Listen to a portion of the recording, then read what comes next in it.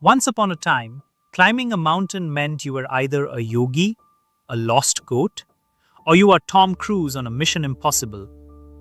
But now, climbing is a medal event. Welcome to the Olympics, where going up earns you podium points.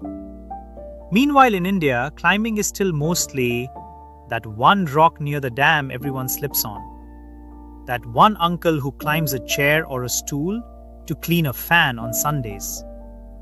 And the classic, taking hundreds of stairs to see a god on top of a mountain during summer holidays for kids. But now there's something called sport climbing. It's not just climbing, it's climbing fast, climbing smart, and climbing while looking like you accidentally wandered into a Spider-Man audition. And we, as Indians, are watching from below, wondering if we brought the wrong shoes. Sport climbing is split into three parts. Speed climbing, a race to the top. No plot, just sprint. Bouldering, short complex climbs without ropes, aka brainy muscle chaos. Lead climbing, you climb as high as you can with a rope. Strategy, stamina, and sweat. It's wild, it's vertical, and it's way more intense than waiting at the front of the line for the light to turn green in a country that honks like mad at a red light.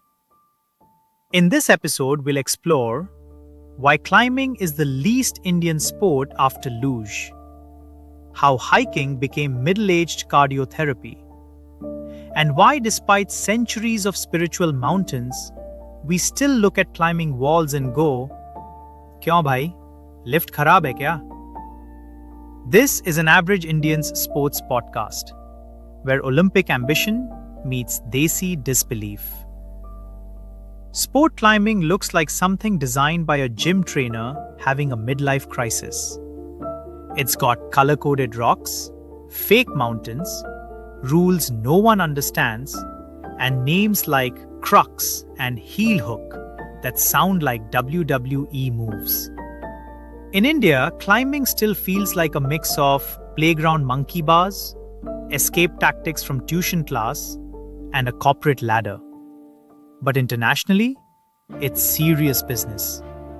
Athletes cling to holes smaller than your cousin's WhatsApp DP. They hang upside down like Batman in waiting. And when they fall, it's into giant mats, not EMI debt like the rest of us. Climbing demands absurd levels of grip, strategy, and core strength. Basically, it's like chess if you played it while doing crunches upside down. And yet, as Indians, we're mostly observers. We look up at climbers and say, "Ye sab theek hai, par shoes must kya?" Because until very recently, our idea of vertical sports was watching Spider-Man on Max Pro HD.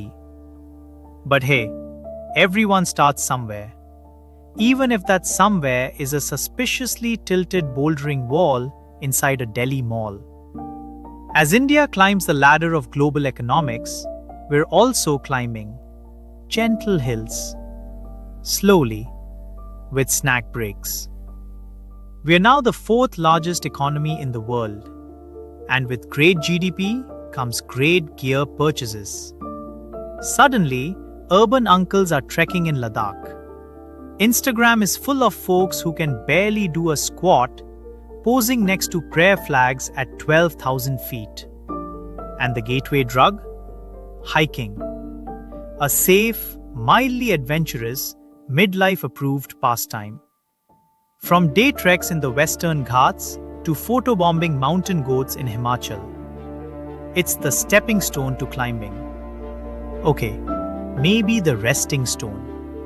But still, because climbing is what happens after you've bought all the gear, realized it's too hot for tents, and decided you're too young for golf but too old for badminton.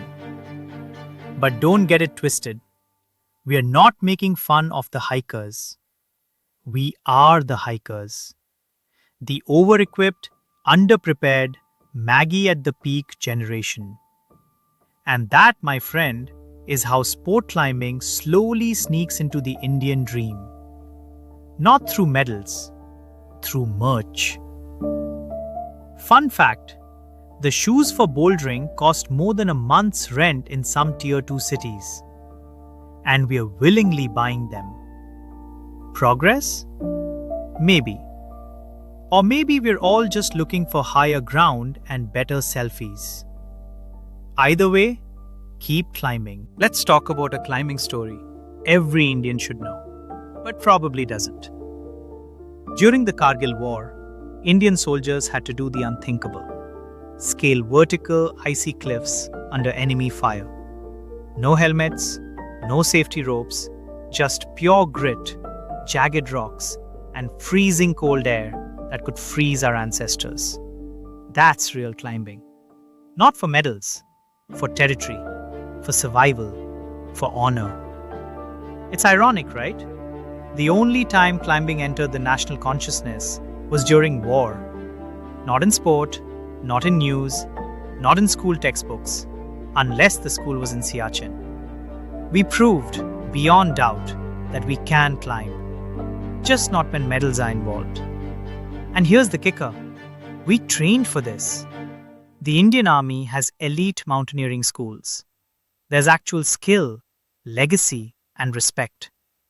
But civilian climbing? Still niche, still expensive, still one injury away from "Beta thoda dhyan se, exams bhi important hai."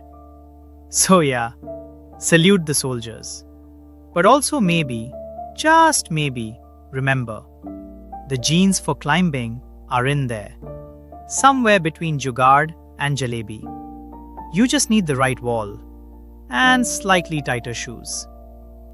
Sport climbing is a hilarious paradox in India. On one hand, we have kids doing skating stunts under bars the height of a chapati roller. On the other, we have no clue how to support or grow climbing talent. We've got gyms in Gurgaon with bouldering walls. We've got WhatsApp groups for climbers in Pune. And we've got people using their lunch break to hang upside down from synthetic holes while wearing overpriced shoes and hoping no one swipes their tiffin. But infrastructure? Limited. Access? Selective. Talent? Exists, but still searching for a belay partner who won't cancel last minute. And yet, we climb. Because maybe climbing isn't about medals, or even reaching the top. Maybe it's about trying, about sticking to that sloper even when your arms scream, about defying gravity long enough to snap one blurry photo. Sport climbing in India is niche, weird, expensive, sweaty, frustrating, and exactly the kind of thing hopeful delusion thrives on. Because when you live in a country where water tanks are still recreational climbing gear, where army legends scale cliffs with duct tape and willpower, and where the only climbing most people do is up the corporate ladder, you learn one thing. You don't need to be Spider-Man. You just need to start. Different sport, same delusion. Different result? Maybe someday.